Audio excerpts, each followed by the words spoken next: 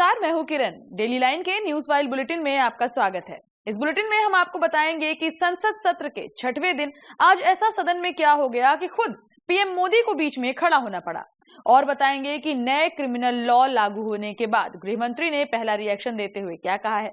इसके साथ ही जानकारी देंगे कि नीट री एग्जाम का रिजल्ट कैसा रहा। लेकिन उससे पहले नजर आज की हेडलाइंस पर।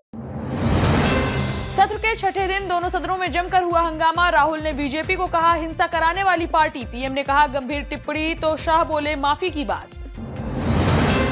देश में आज से नए क्रिमिनल कानून लागू। गृह मंत्री अमित शाह ने पीसी करते हुए दिया रिएक्शन। नाबालिग से रेप पर मौत की सजा के प्रावधान। आम आदमी पार्टी राज्यसभा सांसद संजय सिंह 11 महीने बाद पहुंचे सदन। सीएम केजरीवाल का किया जिक्र। बीजेपी पर जमकर बोला हमला।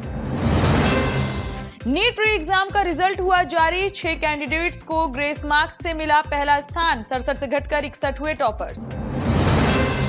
पुणे पोर्श केस के नाबालिग आरोपी के खिलाफ सुप्रीम कोर्ट में दायर होगी याचिका। बॉम्बे हाई कोर्ट ने 25 जून को दी जमानत। चर्चा करेंगे खबरों की विस्तार से। रुख करेंगे पहली खबर की ओर।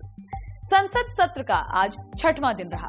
आज राष्ट्रपति के अभिभाषण पर धन्यवाद प्रस्ताव पर चर्चा हुई, जहां नेता प्रतिपक्ष राहुल गांधी ने सदन में भगवान शिव की तस्वीर दिखा दी।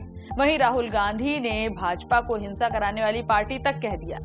इस दौरान प्रधानमंत्री नरेंद्र मोदी भी खड़े हो गए और इसका विरोध किया। साथ ही गृह मंत्री अमित शाह ने माफी मांगने की मांग की। लोकसभा की इस कार्यवाही से पहले राज्यसभा में नेता विपक्ष मल्लिकार्जुन खड़गे ने आरएसएस की मनुवादी विचारधारा का जिक्र किया।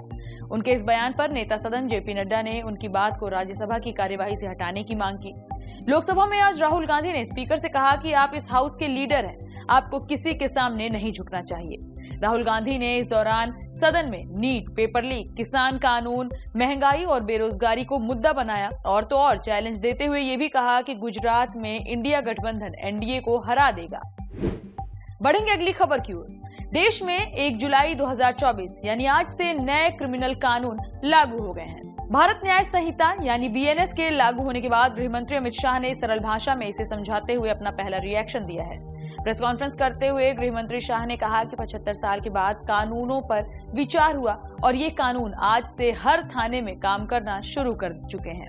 इंडियन पिनल कोड, जिसे आईपीसी कहते थे, अब उसकी जगह बीएनएस ने ले ली है। अमित शाह ने कहा कि बीएनएस के तहत कई ऐसे प्रावधान किए गए हैं जिससे कई समूहों को फायदा होगा। बीएनएस के तहत महिलाओं और बच्चों को प्राथमिकता दी गई है। गैंगरेप के लिए अब 20 साल की सजा या आजीवन कारावास की सजा सुनाई दी जाएगी। इसके अलावा नाबालिग के साथ रेप में मौत की सजा का प्रावधान किया गया है। इसके अलावा गृह मंत्री ने कहा कि लोकसभा में 9 घंटे 29 मिनट और राज्यसभा में 6 घंटे 70 मिनट इस बिल पर चर्चा हुई, जिसके बाद इसे पास किया गया। मैंने खुद पत्र लिखकर 2020 में सभी सांसदों और सभी मुख्यमंत्रियों को लिखकर सुझाव मांगे थे। सभी जजों से भी इसके बारे में सुझाव मांगे गए थे। बढ़ेंगे अगली खबर की ओर। आम आदमी पार्टी के राज्यसभा सांसद संजय सिंह आज 11 महीनों बाद राज्यसभा पहुंचे, जहां बीजेपी को उन्होंने आड़े हाथों लिया। संजय सिंह ने लोकसभा चुनाव के दौरान प्रधानमंत्री नरेंद्र मोदी के बयानों का जिक्र करते हुए बीजेपी को घेरा। साथ ही उन्होंने मुख्यमंत्री अरविंद केजरीवाल के कामों की जमकर तारीफ की। संजय सिंह ने राज्यसभा में बोलते हुए कहा, 11 महीने के बाद इस सदन में दोबारा आने का मौका मिला। इस बीच कई घटनाएं हुई। लोकसभा चुनाव कई घटनाओं का साक्षी बना। इस चुनाव में विपक्ष के नेताओं को पकड़कर जेल में डाला गया। ईडी, सीबीआई और कई जांच एजेंसियों का दुरुपयोग किया गया। इसके अलावा संजय सिंह ने मुख्यमंत्रियों और मंत्रियों को जेल में डाले जाने की बात कही। साथ ही इलेक्टोरल बॉन्ड का जिक्र करते हुए कहा कि असली शराब घोटाला शरत रेड्डी से 60 करोड़ की रिश्वत लेने वाले बीजेपी नेताओं ने इलेक्टोरल बॉन्ड लेकर किया है। ये रिश्वतखोर लोग हैं। रुख करेंगे अगली खबर की ओर।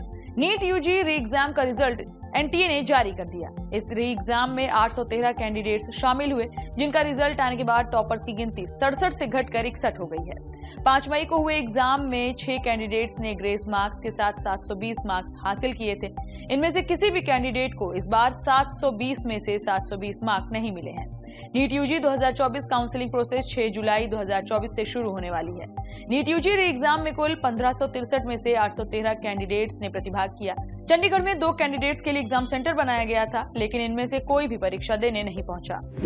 बढ़ेंगे अगली खबर की ओर। पुणे पोर्श केस के नाबालिग आरोपी के खिलाफ पुणे पुलिस सुप्रीम कोर्ट में याचिका लगाने की तैयारी कर रही है। बॉम्बे हाई कोर्ट ने 25 जून को नाबालिग को जमानत दी थी। उस वक्त कोर्ट ने कहा था कि हमें आरोपी के साथ वैसे ही पेश आना होगा जैसे हम कानून का उल्लंघन करने वाले किसी और बच्चे के साथ पेश आते, फिर चाहे अपराध कितना बड़ा क्यों ना हो। कोर्ट ने सुनवाई के दौरान कहा था कि ये सही है कि इस एक्सीडेंट में 2 लोगों की जान गई है, लेकिन ये भी सच है कि बच्चा नाबालिग है और सदमे में है। हाई कोर्ट के आदेश के बाद किशोर को सुधार गृह भेजा गया था, जिसके बाद उसे रिहा कर दिया गया और उसकी हिरासत उसकी मौसी को दी गई। आपको बता दें, नाबालिग के माता पिता और दादा अलग अलग मामलों में जेल में बंद हैं। आरोपी के पिता और दादा की जमानत याचिका पर पुणे की एक अदालत सोमवार को अपना आदेश सुनाने वाली है। फिलहाल इस बुलेटिन में इतना ही। देश और दुनिया से जुड़ी तमाम खबरों से अपडेटेड रहने के लिए बने रहिए डेली लाइन के साथ।